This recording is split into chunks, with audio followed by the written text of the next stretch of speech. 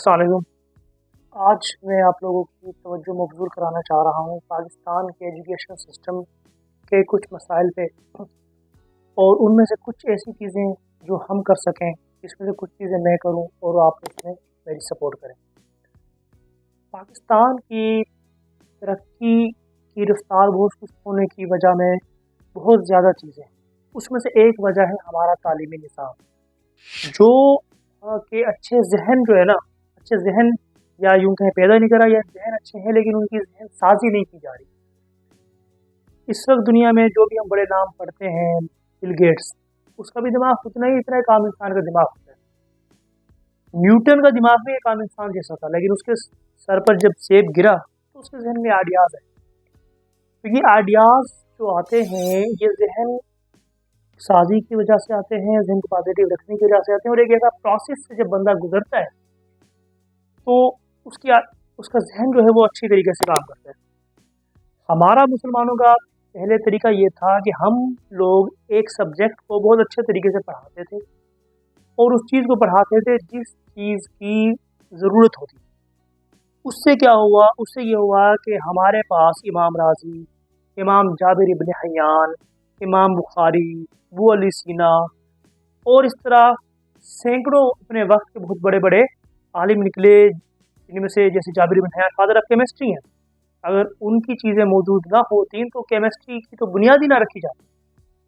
फिर एक ऐसा वक्त भी था कि जब हमारे पास अब पिछली सदी में ही अल्लामा इकबाल और इस तरह बहुत सारे शोरा कराम भी थे, लेकिन अब मौजूदा दौर में हमारे पास ना तो शायर पैदा होते हैं, ना बहुत बड़े साइंसदान पैदा होते हैं। तो आखिर इसकी क्या वजह है? उसकी वजह यह है कि हम लोगों ने अपना एजुकेशन सिस्टम उसको छोड़ के एक बहुत मुश्किल एजुकेशन सिस्टम को अपना लिया है।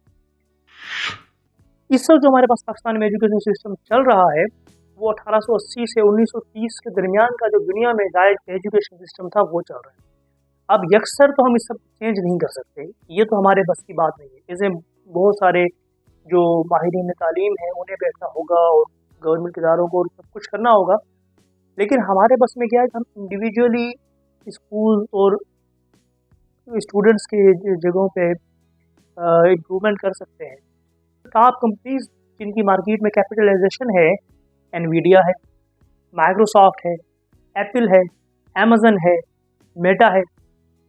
और आप गौर करें, ये सारी की सारी कंपनीज जो ट्रिलियंस ऑफ डॉलर्स की मार्केट कैपिटलाइजेशन है, सारी की सारी कंपनीज टेक कंपनीज। अगर हम 30-40 साल पीछे ले जाएं और उस वक्त की मार्केट की बड़ी बड़ी कंपनीज देखें, तो शायद आपको मिले Mercedes, BMW, Audi, Procter Gamble, Nestle, Coca Cola, Pepsi वगैरह। लेकिन इस वक्त दुनिया की जो ज़्यादा इन्वेस्टमेंट है वो सारी की सारी टेक कंपनी की तरफ चली गई है। क्यों? कि दुनिया टेक में तरक्की कर रही है और वहाँ पर दुनिया को बहुत आगे चीज़ें नज़र आ रही हैं जिसमें वो तरक्की कर सकते हैं।